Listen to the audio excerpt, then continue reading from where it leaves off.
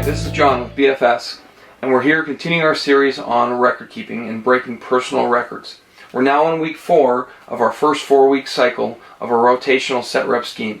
We've gone through the readiness program, getting our students a foundation of strength, having them hit a base level of benchmarks before we move into a more advanced program, which is our rotational set rep scheme.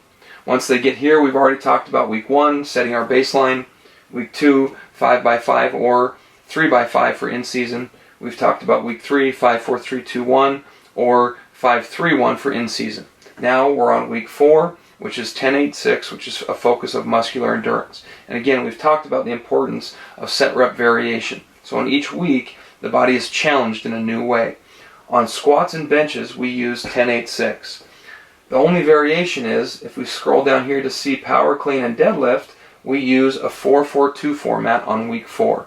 The reason being is both power clean and deadlift are very intense lifts on technique, and we want to make sure young student athletes never sacrifice technique for pounds. So we cap the clean and the deadlift on our record keeping at 5 repetitions. So if you look here on week 2 of a power clean or a deadlift, on the last set you don't see a 5+, you only see a 5 because that's it. We never go over 5 reps just for the safety of the student athlete. Okay, getting back to week 4 on our parallel squat example of this student. Now we're on 122. We continue to progress each day where the student gets a chance to break personal records. So we're 4 weeks in, comes in, he's excited to try and break a personal record. So the first thing he's going to do is look up here at his rep record. His rep record for 10 is 150. Now he did that on week 1, so that was done 3 weeks prior. So now he's really ready to go and try and break a record. So on his first set, he goes for 155. He gets 155 for 10. In the top right hand corner again, he puts in his effort level. His effort level here is going to be a 9. So he really pushed himself on that. But what was great about that set and coming out strong here is that not only broke his 10, it also broke his 8. See, again, the key here is on their starting sets, they have a weight range they can pick. It's a 5 or 10 pound window, plus or minus. So even though his record was 150, he could have gone all the way down to 140 if he wanted to, depending upon how he feels. We want the students to read their bodies and make great decisions on their weight selection.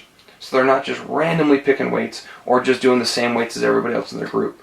This is an individualized program for each student once they've created their baseline, which is what we did in week 1. So now on his second set, he gets a chance to try and pick a weight that's going to allow him to break more records. Well, now he's already done 155 for 10, which also broke his record for 8.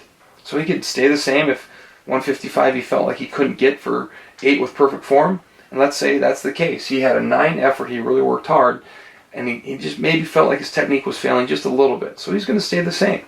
So he does 155. And again, it's an important lesson for the student to learn that you don't always have to increase weight.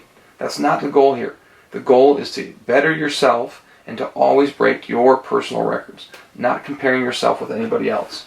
So he does 155, gets 8, and again, that was a 9. He really worked hard. Now, on the next set, he's going down to 6 reps. So if you notice, each one tears down by 2 repetitions. So now he's at 6. If he looks up here, what's his 6 rep record? It's 155. Well, he's just done that for a 10 and an 8.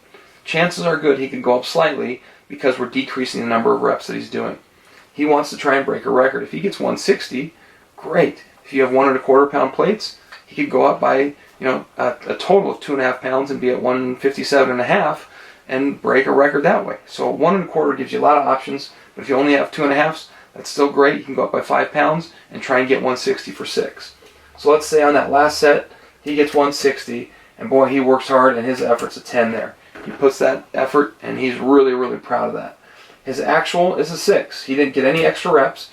He wanted to, but his technique wouldn't allow it. He knew he was done, so he racks the weight safely with perfect form on those last 6 reps, and he's done.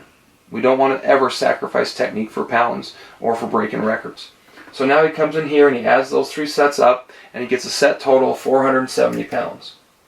So that's the total weight lifted, adding up 155 plus 155 plus 160. Those are his set totals now for his first week of a 10-8-6 workout.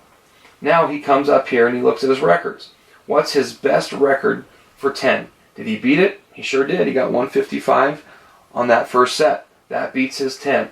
155, and you notice I'm writing it in the next available box. Okay, 155 for 10, and the date that he did it was 122. Then he goes to his 8 rep record. That's also going to be 155, because he got that for 8 as well, and he did that on 122. Again, notice I'm going to the next available box. Did he break his 6? He did. He got 160 for 6. That breaks his 6, and he did that on 122 as well. He didn't break his 5 because his 5 is at 165. So he broke a 10, 8, and a 6. So he got 3 records out of his 8 for the week. And again, there's other core lifts you'll be doing, auxiliaries, and performance measurements.